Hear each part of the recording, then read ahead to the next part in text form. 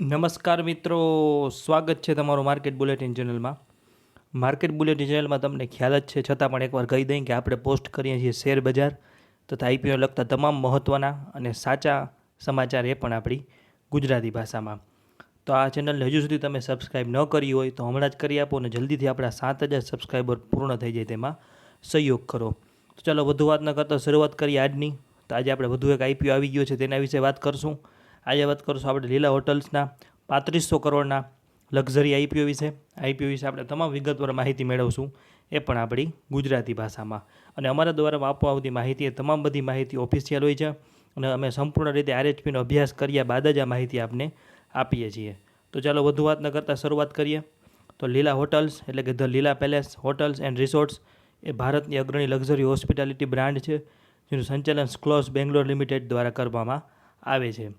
આ કંપની ભારતીય આતિથ્યની ભાવના એટલે કે અતિથિ દેવો ભવ પર આધારિત લક્ઝરી હોટલ્સ અને રિસોર્ટનું નેટવર્ક ચલાવે છે. કંપનીની સ્થાપના અને બ્રાન્ડ વિશે વાત કરીએ તો લીલા બ્રાન્ડની સ્થાપના 1986માં સ્વર્ગવાસી કેપ્ટન સીપી કૃષ્ણન નાયર દ્વારા કરવામાં આવી હતી. આ બ્રાન્ડ ભારતીય આતિથ્ય સંસ્કૃતિ સાથે લક્ઝરી અનુભવ પ્રદાન કરવા માટે જાણીતી છે. કંપનીને બ્રુકફિલ્ડ એસેટ્સ મેનેજમેન્ટનું સમર્થન મળે છે, જે વૈશ્વિક સ્તરે $1 ટ્રિલિયન વધુની સંપત્તિનું સંચાલન કરે છે. લીલા બ્રાન્ડે 2020 અને 2021માં વિશ્વની શ્રેષ્ઠ હોસ્પિટાલિટી બ્રાન્ડ તરીકે પ્રથમ સ્થાન અને 2023-24માં ટોચની 3 બ્રાન્ડમાં સ્થાન મેળવ્યું છે. જાન્યુઆરી 2021થી અત્યાર સુધીમાં 250થી વધુ એવોર્ડ કંપનીએ જીત્યા છે. તમામ મિત્રોને ખાસ વિનંતી કે વિડીયો થોડો લાંબો થઈ શકે પણ વિડીયો આપ સંપૂર્ણ નિહાળજો, આપને સરસ જાણવા લાયક માહિતી મળશે. આવી માહિતી હજુ સુધી તમને કોઈ પણ યુટ્યુબ ચેનલ કે ઇન્સ્ટાગ્રામ પેજ ઉપર આવી રીતે ગુજરાતી ભાષામાં નહીં મળી હોય. તો આગળ વાત કરીએ. 31 માર્ચ 2025 સુધીમાં લીલા પાસે 13 હોટલ્સમાં 3,553 રૂમ કીસ છે, જ્યારે ભારતની સૌથી મોટી લક્ઝરી હોસ્પિટાલિટી કંપનીઓમાંની એક બનાવે છે. હવે વાત કરીએ થોડીક કંપનીના વ્યવસાય મોડલ વિશે. તો લીલા હોટલ્સ તેનો વ્યવસાય મુખ્યત્વે 2 રીતે ચલાવે છે, જેમાં છે ઓન પોર્ટફોલિયો એટલે કે 5 હોટલ્સ કંપનીની માલિકીની છે, અને મેનેજ પોર્ટફોલિયો એટલે કે 7 હોટલ્સ હોટલ મેનેજમેન્ટ એગ્રીમેન્ટ હેઠળ સંચાલિત થાય છે, જે એસેટ લાઇઝ મોડલ છે અને ઓછા મૂડી રોકાણ સાથે બ્રાન્ડની પહોંચને વધારે છે. વાત કરીએ હાજરીની તો કંપનીની હોટલ્સ અને રિસોર્ટ ભારતના 10 મુખ્ય બિઝનેસ અને લેઝર ડેસ્ટિનેશનમાં આવેલા છે, જે 2025માં ભારતને 80% આંતરરાષ્ટ્રીય અને 59% ઘરેલું હવાઈ ટ્રાફિકને આવરી લે છે. લીલા હોટલ્સ ધાર્મિક પર્યટન અને વન્યજીવન પર્યટન જેવા ઝડપથી વિકાસ ક્ષેત્રો ઉપર ધ્યાન કેન્દ્રિત કરી રહી છે, અને કંપની આવા સ્થળોએ નવી હોટલ્સ ખોલવાની યોજના ધરાવે છે. તો આ વાત કરીએ આપણે કંપનીના વ્યવસાયની. હવે વાત કરીએ કે કંપની આવકમાં ફાળો આપતી મુખ્ય હોટલ્સના માહિતી વિશે. તો વાત કરીએ તો હોટલ્સની 5 સંપૂર્ણ માલિકીની હોટલ્સ છે, જે ચેન્નઈ, બેંગ્લોર, ન્યૂ દિલ્હી, જયપુર, ઉદયપુર એક આવકનું મહત્ત્વનું કંપનીનું રિસોર્સ છે. વાત કરીએ વિભાજનની તો લીલા પેલેસ બેંગ્લોર, આપ જે સ્ક્રીન ઉપર જે ટેબલ જોઈ રહ્યા છો તેમાં આ બધા આંકડાઓ આપેલા છે. નાણાકીય વર્ષ 2023માં 303 કરોડની આવક થઈ હતી બેંગ્લોરવાળી હોટલ તરફથી. ત્યારબાદ 2024માં 351 અને નાણાકીય વર્ષ 2025માં 442 કરોડની આવક થઈ છે. ત્યારબાદ આવકનો સૌથી મોટું સ્ત્રોત છે લીલા પેલેસ ચેન્નઈ, કે જે 2023માં 182, 24માં 221 કરોડ અને 2025માં 234.78 કરોડની એટલે કે 17% જેટલી કુલ આવક ધ લીલા પેલેસ ચેન્નઈ તરફથી આવી છે.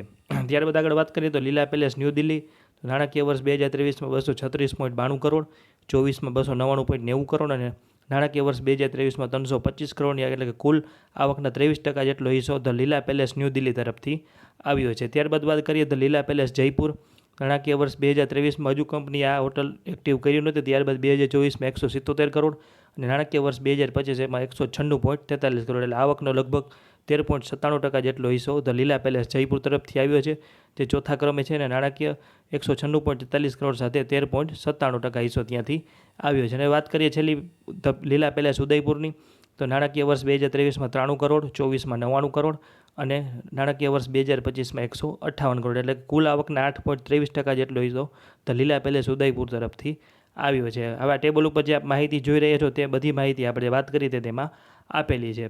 હવે વાત કરીએ વૃદ્ધિની તો બેંગ્લોર, ન્યૂ દિલ્હી અને ઉદયપુર FY23 થી FY25માં આવકમાં નોંધપાત્ર વધારો દર્શાવ્યો છે, જે ઉચ્ચ ઓક્યુપેન્સી અને પ્રીમિયમ રૂમ રેટ્સના કારણે આપેલું છે. પણ એક આ બાબત એક થોડું જોખમ પણ કહી શકાય કે કંપની 90%થી વધુ આવક આ 5 હોટલ્સમાં ઉપર નિર્ભર છે, જે આગળ જતાં થોડુંક જોખમ હોઈ શકે. હવે વાત કરીએ સૌથી મહત્ત્વની આઈપીઓની, તો આઈપીઓ શરૂ થાય છે 26 તારીખે અને પૂર્ણ થશે 28 તારીખના રોજ. શેરની ફેસ વેલ્યુ છે ₹10 પ્રતિ શેર અને ભાવ છે 413 થી 435 રૂપિયા પ્રતિ શેર. લોટ સાઇઝ છે 34 શેરની અને આઈપીઓની કુલ સાઇઝ છે 3500 કરોડ, જેમાં ફ્રેશ ઇસ્યુ છે 250 કરોડનો અને ઓફર ફોર સેલ છે 1000 કરોડની. અને આઈપીઓની એન્કર બુક 23 તારીખે આવી ગયેલી છે, જેની આપણે આગળ પણ વાત કરશું. હવે વાત કરીએ અનામતની, રિટેલ અરજીઓની અને રિટેલ અરજીની રકમની તથા સ્મોલ એચએનઆઈ અને બિગ એચએનઆઈની. તો શરૂઆત કરશું રિટેલથી. તો રિટેલર માટે 10% અનામત રાખવામાં આવેલ છે, જેમાં 34 શેરની અરજી કરવી ફરજિયાત છે. રકમ થઈ 14,790 રૂપિયા. અને આ કોટા માટે 2,36,646 અરજીઓ અનામત રાખવામાં આવેલી છે, એટલે કે આઈપીઓમાં એલોટમેન્ટના ચાન્સ પણ સારા છે. હવે વાત કરીએ સ્મોલ એચએનઆઈ, તો સ્મોલ એચએનઆઈ કોટા માટે 5% અનામત રાખેલ છે, જેમાં 476 શેરની અરજી કરવી ફરજિયાત છે અને તેની રકમ થાય 2,07,060 રૂપિયા. સ્મોલ એચએનઆઈ કોટા માટે 8,452 અરજીઓ અનામત રાખવામાં આવેલી છે. અને હવે છેલ્લે વાત કરશું બિગ એચએનઆઈની.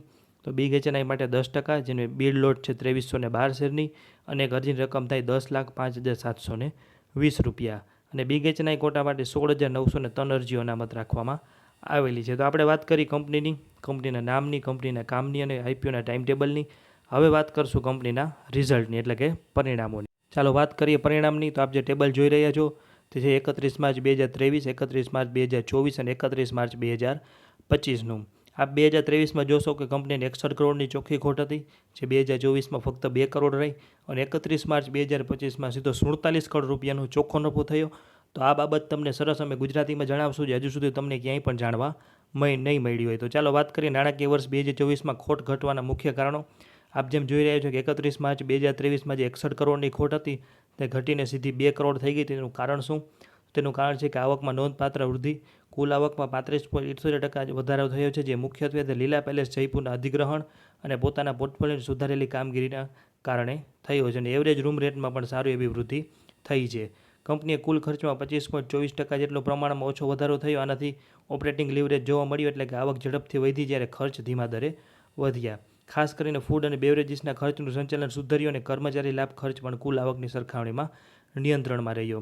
આમ નવી સંપત્તિમાંથી મળેલી આવકની વૃદ્ધિ અને ખર્ચાનું વધુ કાર્યક્ષમ સંચાલન અને ખોટ ઘટાડવામાં મુખ્ય ભૂમિકા ભજવે છે. એટલે કંપનીએ ધ લીલા પેલેસ જયપુરના અધિગ્રહણ બાદ કંપની સારી એવી પ્રોફિટમાં, ખોટમાં ઘટાડો કર્યો અને પ્રોફિટ તરફ આવવાનું પ્રયાણ કર્યું. હવે વાત કરીએ તો 2.13 કરોડની ખોટમાંથી 47.66 કરોડનો નફો થવાનું મુખ્ય કારણ. આપ જેમ સીટ ઉપર જોઈ રહ્યા છો ટેબલમાં કે 31 માર્ચ 2024ના આંકડામાં કંપનીને 2 કરોડની ખોટ હતી, તેમાંથી ડાયરેક્ટ 31 માર્ચ 2025માં 47 કરોડનો ચોખ્ખો નફો થયો. તો એનું મુખ્ય કારણ શું? તો કે ધ લીલા પેલેસ જયપુર એક્વિઝિશન એક મુખ્ય કારણ છે કે સંપૂર્ણ વર્ષનું એકીકરણ, જેણે રૂમ આવક 615 કરોડથી 680 કરોડ કરી અને ખાવા પીણાની આવક 431 કરોડથી 478 કરોડ કરી, જે બંને આવક વધારી. ત્યારબાદ છે એવરેજ એઆરઆર અને ઓક્યુપન્સીમાં વધારો, એટલે કે એવરેજ રૂમ રેટ 20,966થી 22,545 રૂપિયા અને ઓક્યુપન્સી 67%થી 68% થઈ, જે રેવન્યુ પર રૂમ 9.9% વધ્યો. અને ખાસ નોંધ લેવી કે અન્ય આવકમાં પણ વધારો થયો. કંપની 55 કરોડથી 105 કરોડની ખાસ કરીને બેંક વ્યાજ, કંપનીને ફિક્સ ડિપોઝિટનું 95.93 કરોડ વ્યાજ મળ્યું, જે પણ એક નફામાં મોટું ભાગીદારી છે. અને કંપનીને રાજસ્થાન સરકાર તરફથી ગ્રાન્ટ પણ મળેલી છે, એટલે કે આવકની તુલનામાં ખર્ચનો વધારો ઓછો હતો અને ડેપ્રિસિએશન ખર્ચ 147 કરોડથી ઘટીને 139 થયો. ત્યારબાદ છે કંપનીએ ખાવા પીણાની આવક અને ગ્રાહકોની સંખ્યામાં વધારો થયો, એટલે કે ધ લીલા પેલેસ જયપુરનું એકીકરણ અને એવરેજ રૂમ રેટ અને ઓક્યુપન્સીમાં સુધારો અને આવકમાં વધારો અને ખર્ચનું અસરકારક સંચાલન અને 47 કરોડનો નફાના મુખ્ય કારણો છે. હવે વાત કરીએ સૌથી મહત્ત્વની એન્કર બુકની. તો હોટલ લીલા આઈપીઓના મુખ્ય કારણો, આઈપીઓ લાવવાના મુખ્ય કારણો અને ફ્રેશ ઇસ્યુની રકમના ઉપયોગની પહેલાં વાત કરશું આપણે, ત્યારબાદ વાત કરશું એન્કર બુકની. તો આઈપીઓ લાવવાના મુખ્ય કારણોની વાત કરીએ તો કુલ આઈપીઓની રકમ છે 3,500 કરોડ, જેમાં ફ્રેશ ઇસ્યુ છે 2500 કરોડનો અને ઓફર ફોર સેલ છે 1,000 કરોડની. તો ફ્રેશ ઇસ્યુના 2500 કરોડમાંથી 2300 કરોડનો ઉપયોગ દેણાની ચૂકવણી કરવા માટે થશે અને અન્ય પૈસાનો ઉપયોગ જનરલ કોર્પોરેટ હેતુઓ માટે થશે. એટલે કે આઈપીઓ જે 2500 કરોડ રૂપિયાનો છે તેમાંથી કંપની દેણું પણ ચૂકવવાની છે, જેનાથી અંદાજે હોસ્પિટાલિટી સેક્ટરમાં લોનના વ્યાજ દરો સામાન્ય રીતે 8થી 12% હોય છે. ધારો કે વ્યાજ દર 10% છે તો 2,300 કરોડના દેવા ઉપર વાર્ષિક વ્યાજ ખર્ચ 230 કરોડ થાય અને આ રકમની ચૂકવણીથી આશરે 230 કરોડની વાર્ષિક વ્યાજ બચશે. આ બચત કંપની નાણાકીય સ્થિતિને મજબૂત કરશે અને નવા વિસ્તરણ માટે રોકડ પ્રવાહમાં સુધારો કરશે. તો આ વાત કરીએ આપણે તમામ કંપનીના નામથી લઈને કામ સુધીની આઈપીઓના મુખ્ય કારણોની. હવે વાત કરીએ અમારું અંગત મંતવ્ય, એટલે કે અરજી કરવી જોઈએ કે નહીં. તો સૌપ્રથમ આપણે વાત કરશું anchor બુકની.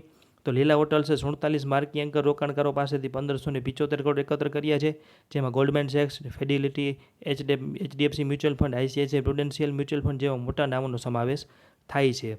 39% share 1.42 crore share 9 domestic mutual ફંડ્સને ફાળવવામાં આવ્યા છે, જે એક મજબૂત એન્કર બુક રોકાણકારોનો વિશ્વાસ દર્શાવે છે. લક્ઝરી હોસ્પિટાલિટી સેક્ટરમાં વૃદ્ધિની સંભાવનાઓ ખાસ કરીને ભારતમાં વધુ છે અને એક મુખ્ય કારણ છે કે આઈપીઓમાંથી 2500 કરોડના ફ્રેશ ઇસ્યુમાંથી 2300 કરોડનો ઉપયોગ કંપની દેવું ચૂકવવા માટે કરશે, જે બાકીના 200 કરોડનો ઉપયોગ સામાન્ય કોર્પોરેટ હેતુઓ માટે થશે. આનાથી કંપનીનું દેવું નોંધપાત્ર રીતે ઘટીને આશરે 1600 કરોડ થઈ જશે, જે લગભગ 59% ઘટાડો દર્શાવે છે. અને આનાથી કંપનીના વ્યાજનો ખર્ચો પણ ઘટશે, જે FY25માં 190 કરોડ હતો. આનાથી કંપનીની નફાકારકતામાં સુધારો થઈ શકે છે.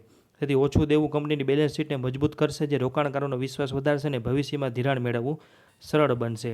ત્યારબાદ અરજી કરવી જોઈએ નહીં કે તેમાં અરજી કરવી જોઈએ કે નહીં, તેમાં બીજા પણ મુદ્દા છે જેના વિશે વાત કરીએ તો એક છે કે ગ્રે માર્કેટ પ્રીમિયમ, કે જુદી જુદી વેબસાઇટો અને એપ્લિકેશનો ઉપર બતાવતા હોય છે. હાલનું ગ્રે માર્કેટ પ્રીમિયમ 15 થી 18 રૂપિયા છે, જે દર્શાવે છે કે લિસ્ટિંગ પ્રાઇસ 450 એટલે કે 3.5% જેવું ગેન આસપાસ હોઈ શકે છે, જો જીએમપી અટકળો ઉપર આધારિત છે ને તેમાં અસ્થિરતા રહે છે. પણ એક નબળી બાબત કહી શકાય કે આવકની ઉચ્ચ નિર્ભરતા કંપનીની મુખ્ય 5 હોટલ્સ ઉપર જ છે. 90%થી વધુ આવક માત્ર 5 હોટલ્સ એટલે કે બેંગ્લોર, ચેન્નાઈ, નવી દિલ્હી, જયપુર અને ઉદયપુર ઉપર આધારિત છે, જે જોખમ વધારે છે. અમે અંગત રીતે મધ્યમ લિસ્ટિંગ ગેન માટે હાલનું જીએમપી 15 થી 18, 3 થી 5%ના લિસ્ટિંગ ગેન સૂચવે છે, જે મધ્યમ ગેનની શક્યતા દર્શાવે છે. એન્કર બુકની મજબૂતી અને માર્કેટનો હકારાત્મક મૂડ ટૂંકા ગાળા રોકાણકારો માટે આકર્ષક બનાવે છે, પણ લાંબા ગાળા રોકાણકારો માટે આવકની નિર્ભરતા અને ઊંચું વેલ્યુએશન થોડું જોખમ ઊભું કરે છે. નાણાકીય સ્થિરતા અને નવા પ્રોજેક્ટનું પરિણામ નિર્ણાયક રહેશે. તો મધ્યમ લિસ્ટિંગ ગેન માટે એટલે કે રિટેલ રોકાણકારો માટે અરજી કરી શકે, પરંતુ ઓવર સબસ્ક્રિપ્શન ટાળવા માટે કટ ઓફ પ્રાઇસ એટલે કે 435 રૂપિયા ઉપર પ્રતિ શેર ઉપર અરજી કરવી જરૂરી છે. લાંબા ગાળા રોકાણકારોએ કંપનીની નાણાકીય સ્થિતિ અને જોખમોનું મૂલ્યાંકન કરવું જોઈએ. અમે અંગત રીતે રિટેલર કોટામાં નાની અરજીઓમાં એપ્લાય કરશું. એ બાદ તમે મિત્રો એક ખાસ લેવી તે સ્ટોક માર્કેટમાં રોકાણ જોખમને આધીન છે, જે આ કોઈ ખરીદ વેચાણની સલાહ નથી કે ટ્રેડિંગ ટિપ્સ નથી. આ વિડીયોમાં આપેલી માહિતી RHP ઉપરથી લીધેલી છે અને આ વિડીયો બનાવવા પાછળ અમારો કોઈ અંગત ફાયદો નથી. કોઈપણ પ્રકારનું રોકાણ કરતાં પહેલાં કે આઈપીઓમાં એપ્લાય કરતાં પહેલાં આપણા નાણાકીય સલાહકારની સલાહ લેવી જરૂરી છે. તો આ વાત કરીએ આપણી હોટલ લીલાના આઈપીઓ વિશે. તમને તમામ વિગતવાર માહિતી આપી, એ પણ આપણી ગુજરાતી ભાષામાં. તો આગળ આવતા તમામ આઈપીઓ, SME આઈપીઓ અને શેરબજારના તમામ મહત્ત્વના અપડેટ એ પણ આપણી ગુજરાતી ભાષામાં મેળવવા માટે માર્કેટ બુલેટિન ચેનલને હમણાં જ લાઇક, શેર અને સબસ્ક્રાઇબ કરો, અને જલ્દીથી આપણા 7000 સબસ્ક્રાઇબર પૂર્ણ થઈ જાય તેમાં સહયોગ કરો. આભાર.